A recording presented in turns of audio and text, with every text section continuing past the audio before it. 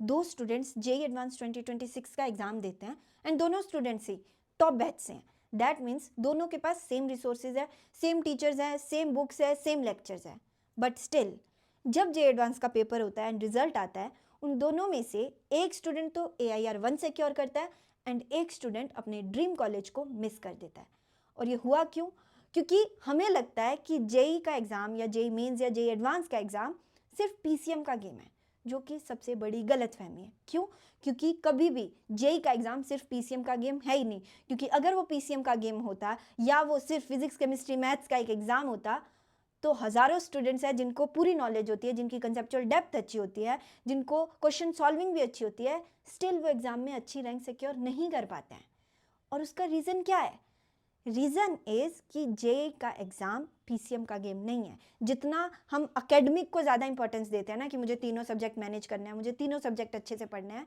उसमें हम एक इंपॉर्टेंट चीज़ भूल जाते हैं जो एक्चुअल में हमें एग्ज़ाम वाले दिन हिट करती है एंड हम खुद को संभाल नहीं पाते हैं, and that is your non academic strength, जो कि हमारी सबसे वीक पार्ट होती है, क्योंकि हम पूरे 2 से 3 साल की प्रिपरेशन में सिर्फ अपनी अकेडमिक्स को स्ट्रॉन्ग करने पे लगे हुए होते हैं, सॉल्विंग करके, ये करके, वो करके, बट जो इंपॉर्टेंट चीज़ है, जो रोल प्ले करती है, वो होती है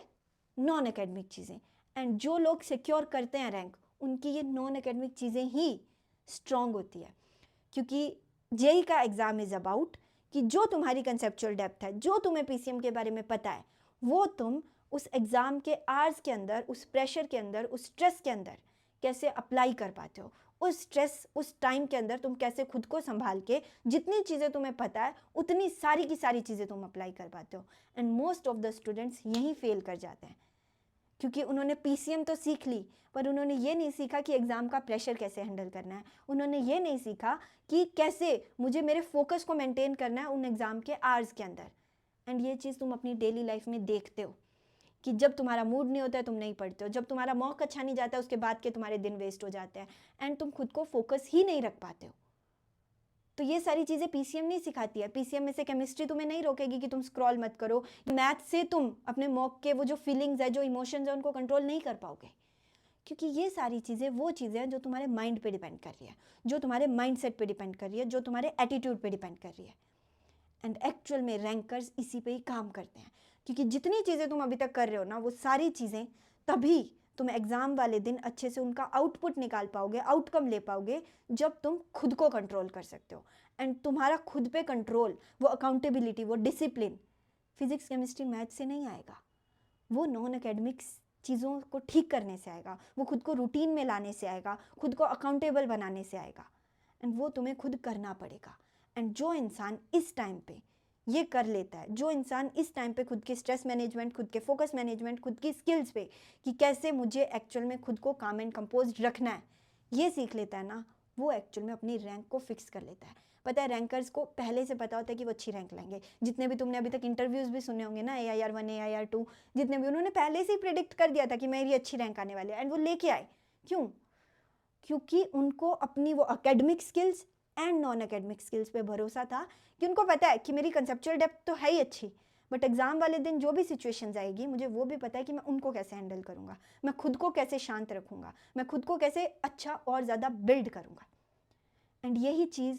ने उनकी हेल्प की अच्छी रैंक सिक्योर करने में। एंड ये सारी चीज़ों पे आज से ही काम करना ज़रूरी है, क्योंकि टॉप रैंक बिल्ड करने के लिए हमें सारी नॉन एकेडमिक स्किल्स को इम्प्रूव करना है। एंड ये एक दिन में नहीं होगी, हमें हमारा रूटीन सेट करना होगा, हमें हमारी स्लीप साइकिल ठीक करनी होगी, हमें ये ठीक करना होगा कि हम फोकस अच्छे से रह रहे हैं, हम फिजिकली फिट हैं, मेंटली फिट हैं, क्योंकि तुम्हें भी पता है जब तुम मेंटली वीक होते हो तब तुम्हारा फोकस नहीं बनता है। तो हमें खुद को मेंटली स्ट्रांग बनाना है, हमें हमारे माइंडसेट को स्ट्रांग बनाना है, हमें पहले अपने माइंड से जीतना है, क्योंकि जो इंसान यहाँ से जीत गया वो डेफिनेटली पूरी वॉर को जीत जाता है।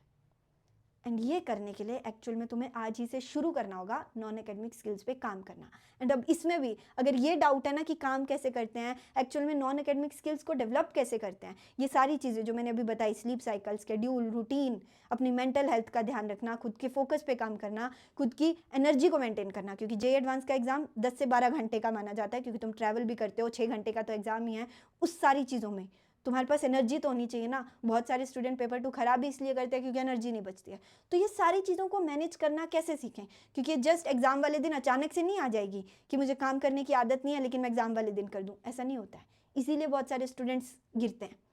तो ये सारी चीज़ें करनी कैसे है, कैसे करते हैं, ये सारी चीज़ें तुम्हें आउटलायर्स के अंदर हम सिखा रहे होते हैं। लास्ट 4 to 5 ईयर्स के एक्सपीरियंस के थ्रू जितने स्टूडेंट्स ने अपने अंदर ट्रांसफॉर्मेशन किया, अपने अंदर वो प्रोग्रेस किया थ्रू नॉन एकेडमिक स्किल्स, वो तुम्हें वहाँ सिखाई भी जा रही होती है। विद दैट तुम्हें ट्रैक भी किया जा रहा होता है कि क्या तुम आउटलायर्स के रूटीन के हर एक एलिमेंट को अच्छे से फॉलो कर रहे हो कि नहीं, क्योंकि हर एक एलिमेंट एक्चुअल में तुम्हारी रैंक को बूस्ट कर रहा होता है। आउटलायर्स के अंदर हर एक एलिमेंट ऐसे रखा गया है जो कि टॉप रैंकर्स अपने रूटीन में रखते हैं एंड उसको फॉलो करते हैं। उसके साथ साथ अगर तुम फॉलो नहीं करते हो ना, तो वहाँ पे तुम्हें टोका भी जाता है एंड तुम्हें दोबारा ट्रैक पे भी लाया जाता है, क्योंकि सबसे मुश्किल काम तो यही है ना कि तुम ट्रैक पे ही नहीं रहते हो, क्योंकि तुम डिसिप्लिन ही नहीं रहते हो, क्योंकि तुम अकाउंटेबल ही नहीं हो। एक्चुअल में तुम्हें आउटलायर्स में अकाउंटेबल बनाना सिखाया जाता है।